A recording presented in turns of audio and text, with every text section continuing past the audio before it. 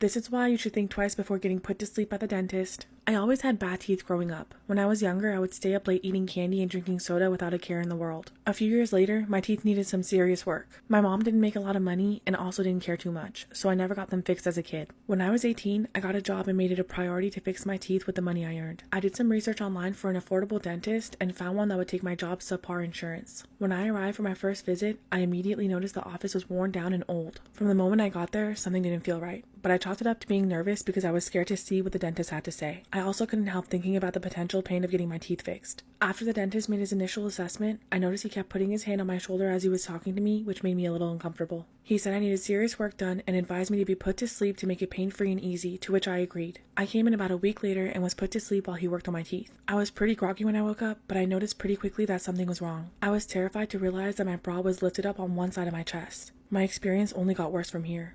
Part 2, why you should think twice before getting put to sleep at the dentist. A million things were going through my head when I woke up. I thought that maybe when I was groggy, I was moving around and my bra rode up on one side. I didn't want to believe that anything bad happened when I was put to sleep. I thought I was overthinking it and told myself that it sounded crazy, but it was lingering in the back of my mind. When I went back for my next appointment, I told my dentist that I wanted to stay awake. However, he kept arguing with me and trying to convince me to be put under again. I flat out told him that I was uncomfortable with being put to sleep for a second time and refused. He was annoyed and upset, which was a big red flag for me. I ended up just leaving and getting my work done somewhere else. I also filed a report of exactly what happened and what I experienced with this weirdo. A few months later, I received a call stating that the dentist I filed a complaint against was arrested. More information about my complaint was needed to build a case against him. It turns out this dentist and a few other staff in his office were abusing female patients that they put to sleep before working on them. Multiple patients filed complaints about this guy, which sparked the investigation. After this, his practice was shut down and his dental license was taken away. He ended up getting a much-deserved hefty prison sentence.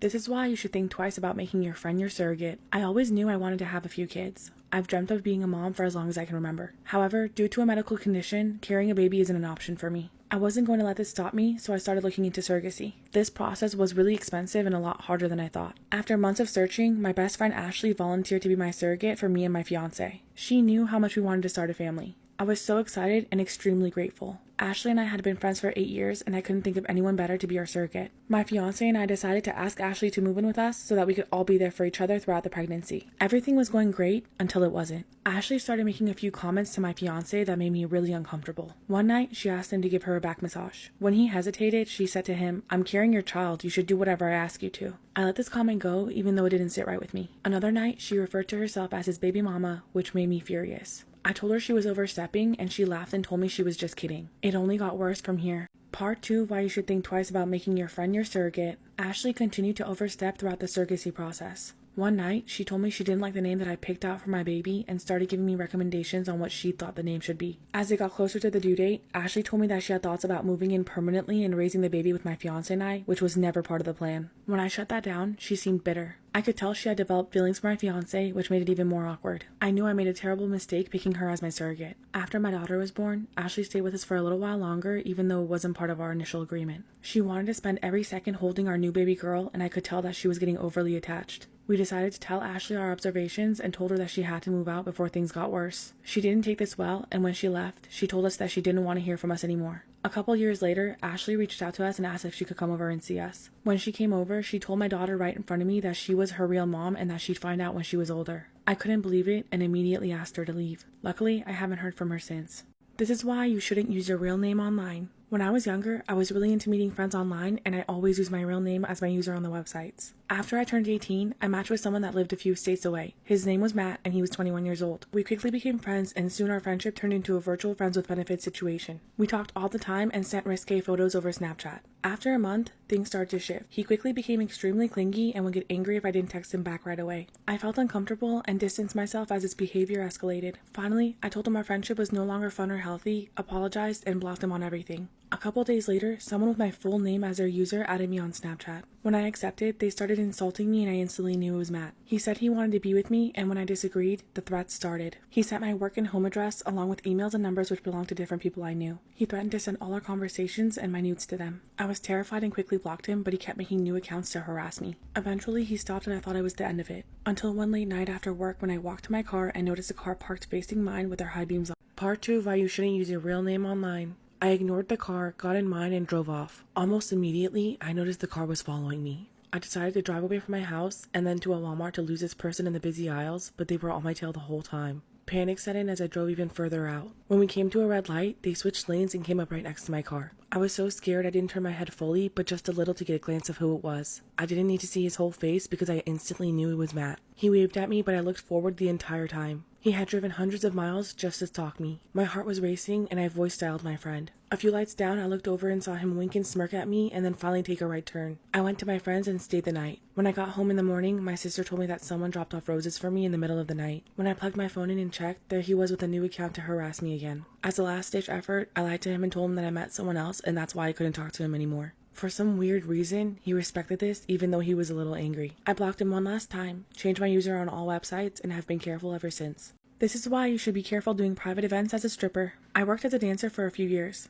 Most nights I worked at the club, but sometimes I did private events to make some extra money. I always took one of the bouncers that I knew from the club as my bodyguard and gave him a cut of what I made. I also only agreed to small events with a max of 10 to 15 people. One day a guy called me and booked me for a small birthday party for his brother. I explained the rules. No touching or grabbing, nothing sexual would be happening, and I only do what I'm comfortable with, to which he said he understood. I picked up my bouncer friend Tank and headed out to the event. When we arrived, we immediately noticed it was a huge party of at least 60 to 70 people, all of them being men. Tank asked me if I was still comfortable dancing for the party, and I agreed since we were already there. The group of men were really loud when I walked in, and they were extremely intoxicated, which was the first red flag. A few guys instantly started touching me, and Tank lightly pushed them away, telling them no touching and that the show hasn't started yet. While we were walking to the bathroom to change, another guy grabbed my butt. Tank pushed him off and started arguing with him. At this point, we should have left, and if I knew what was about to go down, we would have. Part 2 of why you should be careful doing private events as a stripper. I went to the bathroom to change into my dancing clothes and get ready. I could hear the guys asking where I was and getting hyped up. I went to the living room where I'd be performing and started dancing for the party. I got close to the birthday boy and a few guys started aggressively grabbing me in places they shouldn't. I looked over and saw Tank leaning over the couch, warning the guys to stop touching me. A few drunk guys came up to Tank, put their hands on his chest and pushed him back, telling him not to worry about me. I could tell things were about to go downhill fast. When the song finished, I told him I was going to change my outfit, grab Tank, and rush to the bathroom. Tank told me it was time to go and said we should sneak out through the open garage door. I quickly got dressed and we snuck into the garage. The guys instantly noticed we were leaving and pursued us. As we were running for the open garage door, it began to close on us. We were barely able to make it out. About 15 guys ran out after us and Tank told me to run to the car. As I was running, I looked back and saw Tank pull out a gun and tell them not to come any closer as he was backing up. Luckily, he was able to get to the car with me and we sped off. After this incident, I stopped doing private events.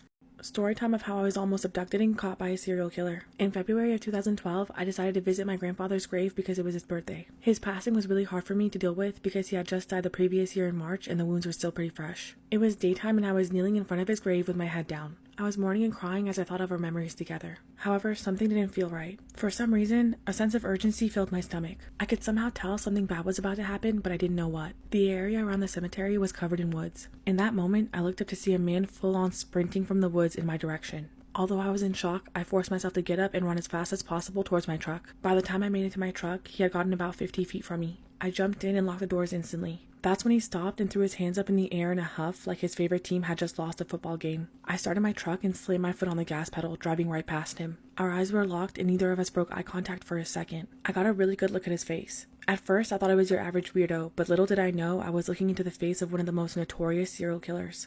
Part 2 of how I was almost abducted and caught by a serial killer. A few years after this incident, I was at work, bored out of my mind, and decided to download an app. This app had a ton of paranormal, cryptid, serial killer, and UFO articles. As I was browsing through the serial killer articles, I came across one that made my heart drop into my ass. Israel Keyes. He was widely known for murdering an underage girl in Alaska, dismembering her body, and dumping the pieces into a frozen lake. He would travel across the U.S. burying kill kits in places long before he ever committed the crimes. After he murdered Samantha Koenig in Alaska, he traveled to Texas for a wedding in a city not too far from where I live and disappeared for a bit. Not even his own family knew where he was. He was arrested in Lufkin and brought to a city one over from me before he was extradited back to Alaska to stand trial. A year ago, I found a book on him and read about his crimes. At the end of the book, he described some of his favorite places to abduct people were public parks and cemeteries. I often wonder if there's a kill kit buried in the woods of the cemetery that he tried to abduct me in. You were fast, Israel, but I think that my grandfather was watching out for me that day because I was faster. Storytime about how someone broke in when I was babysitting. When I was in high school, I worked as a babysitter to make some extra cash. I posted flyers in the city I lived in with my rates and my number. For the most part, everything was always fairly normal, but that was about to change. One day I got a call from a woman who asked if I could babysit her 2 kids on a Saturday, but she asked if I could stay overnight as she wouldn't be back in town until the next morning. I had never done an overnight job, but she offered to pay me triple of my regular rates and said I wouldn't have to cook as she would leave money so I could order pizza.